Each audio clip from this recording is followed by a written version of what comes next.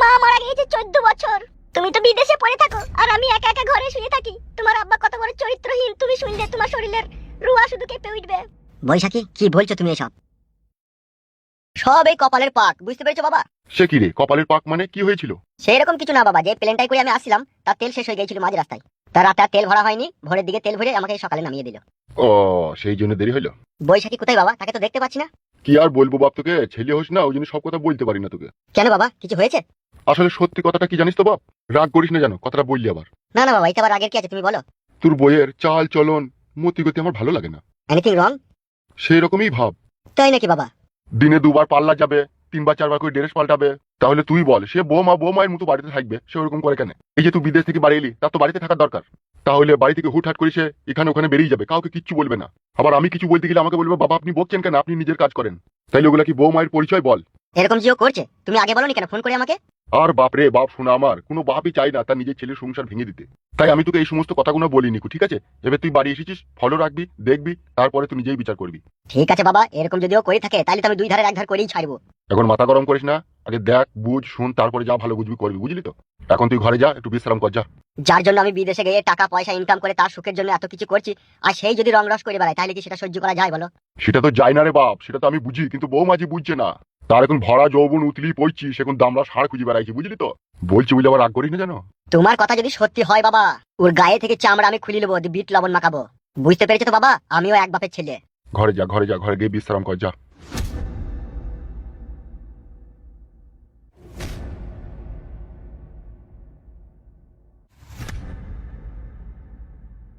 কথাটা আমার ছেলেকে বলাটা ভুল হলো না তো আবার?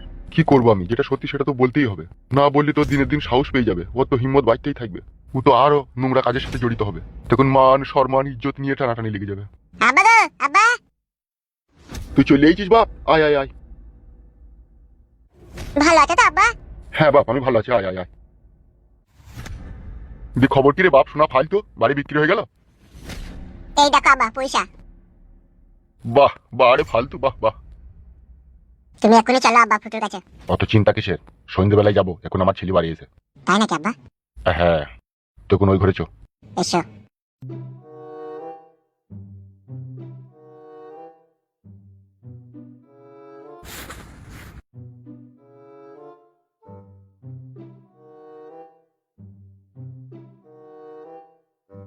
বলো আব্বা, কি বলবে?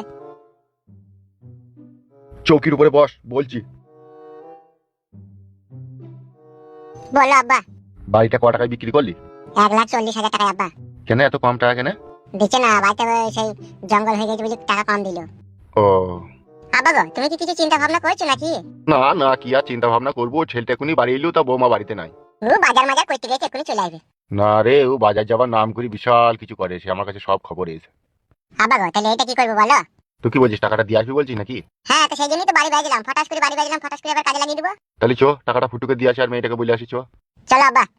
ঠিক আছে চো।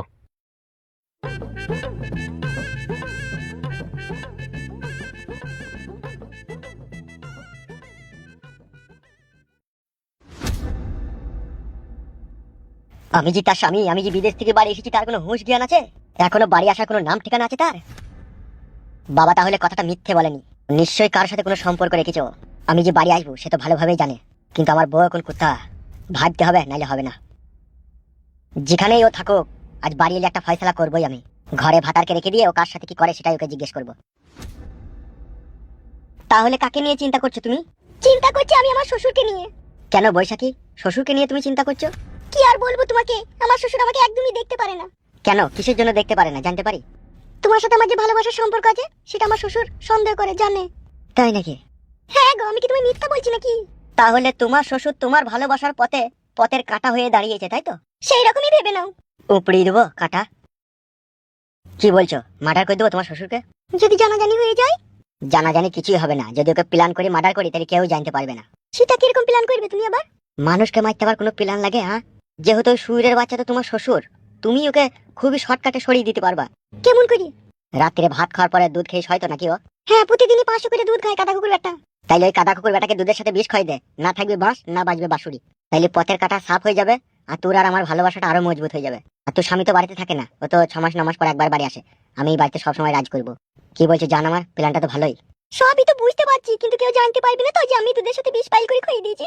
কে জানবে? কেউ যদি না দেখে কে জানবে? জানবো তো তুমি আর আমি। একবার চিন্তা ভাবনা করে দেখেছো তুমি? কি? তোমার বাড়িতে তুমি আর আমি একা, রাত 10টার পরে কেউ কোথায় নেই, দরজা জানলা বন্ধ, তুমি আর আমি জামা কাপড় খুলে কি খেলাটাই না খেলবো। চিন্তা করার দরকার নাই, তুমি যেইভাবে বলবে সেইভাবেই তোমাকে দেবো। সরিয়ে দাও তোমার শ্বশুরকে, মেরে দাও শুইরে বাচ্চাকে। লাশটা পোস্টমর্টম করার সময় যদি পুলিশ প্রশাসন জিজ্ঞেস করে কিসের লেগে তোমার শ্বশুর বিষ খেয়েছিল, তখন কি উত্তর দেবো? তখন কি উত্তর দেবে? তখন তুমি পুলিশ প্রশাসনের কাছে বলবে যে আমার শ্বশুর মশাইকে আমি ঘরের ভিতরে উলঙ্গ অবস্থায় একটা মেয়ের সাথে শারীরিক সম্পর্ক করতে দেখে ফেলেছিলাম, সেই জন্য আমার শ্বশুর নিজে নিজে আত্মহত্যা করেছে লজ্জাতে। এত জ্ঞান বুদ্ধি নিয়ে রাত্রে কি করে ঘুমাও তুমি? ঘুম তোমার রাত্রে আসেই না, শুধু ইচ্ছা করে তোমার ব্লাউজের বোতাম খুলে মধু খেতে। এত খেয়ে মন হচ্ছে না? মন হচ্ছে না জান, খোলা খামারি করে খেতে ইচ্ছা হচ্ছে। বেরো ঢ্যামনা চিদা মরদ, বাড়ি যাবো আমি, অনেকক্ষণ এসেছি। তুমি কাছে থেকে চলে গেলে না, বুকের ভিতরে কিরকম আনচান করে। আর একটু থাকো সোনাদি যাবা, তোমাকে যতই দেখি ততই দেখতে ইচ্ছা হয় আমার। ফেদা মনের আশা মেটে না, তোমাকে যতই দেখি তাও মেটে না। সত্যি এতই ভালোবাসো তুমি আমাকে? শুধু তোমাকে ভালোই বাসি না, তোমার ওই কুট কলায় চুমু খেতে যাই আমি। আমার বর এবার বাড়ি থেকে চলে যাক, তোমাকে কুট কলায় চুমু খাইয়ে তবে ছাড়বো। সত্যি করে খাবো কিন্তু। আমি কি তোমায় দেবো না বললাম নাকি? দিলেই ভালো জান আমার। দেবো তো, 100 বার দেবো। আমি এখন বাড়ি যাচ্ছি, হ্যাঁ? ও বাড়ি চলে গেলে কিন্তু বিশাল অসুবিধা হয়ে যাবে। ঠিক আছে, ওঠো। আসি তাহলে, হ্যাঁ? হ্যাঁ এসো শোনা।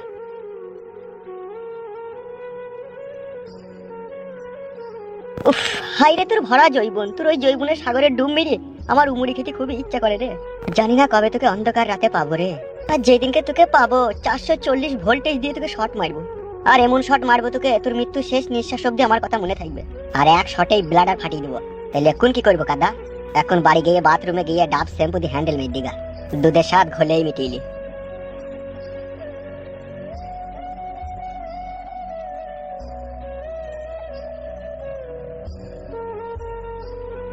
কি গো, তুমি কখন এলে? তুমি কোথায় গিয়েছিলে এতক্ষণ? আর বলো না, আমার বান্ধবীটার এই 2 দিন থেকে শরীর খারাপ, তাই তাকে দেখতে গিয়েছিলাম। আমি হয়তো ভেবেছি তুমি বৈকালের দিকে আসবে, আমি ভাবতেই পারিনি তুমি সকালে বাড়ি চলে আসবে। মিথ্যা কথা বলছো নাকি তুমি? মিথ্যা কথা? তোমাকে কিসের জন্য গো? তুমি আমার স্বামী, তোমাকে কেন মিথ্যা কথা বলবো আমি? এখন বুঝতে পারছি বাবা ঠিকই বলেছিল, মেয়েরা গিরগিটির মতো রং পাল্টায়। এখন তার প্রমাণ পেয়ে গেলাম। কি আজে বাজে উল্টো পাল্টা কথা বলছো গো তুমি? চলো ঘরে চলো। এই ঘর এখন আমার কাছে আর ঘর নাই, এই ঘর এখন আমার কাছে জাহান্নাম হয়ে গেছে। কেন, কিসের জন্য তুমি এরকম কথা বলছো? বুঝো না কিসের জন্য বলছি? কি বুঝবো? কিছুই তো বুঝতে পারছি না। তুমি তো কখনো কোনো সময়তেই বাড়িতে থাকো না, বাড়ি থেকে বেরিয়ে গিয়ে তুমি কি করো? কে এসব আজে বাজে কথা বললো তোমাকে? কে বলেছে সেটাও জানো না? না জানি না, বলো। কি হলো, চুপ থেকে গেলে যে? বলো কে বলেছে এসব কথা? কেন, তোমার শ্বশুর মানে আমার বাবা বলেছে। ও তাই নাকি? এতক্ষণে বুঝতে পারছি ও আমার উপরে প্রতিশোধ নিতে চাইছে। কিসের প্রতিশোধ নিতে চাইছে বাবা তোমার উপরে? আজকে তোমার মা মারা গিয়েছে 14 বছর। তুমি তো বিদেশে পড়ে থাকো আর আমি একা একা ঘরে শুয়ে থাকি। তোমার আব্বা কত বড় চরিত্রহীন, তুমি শুনলে তোমার শরীরের রুয়া শুধু কেঁপে উঠবে। বৈশাখী, কি বলছো তুমি এসব? যা বলছি ঠিকই বলছি, তোমার বাবা একটা লম্পট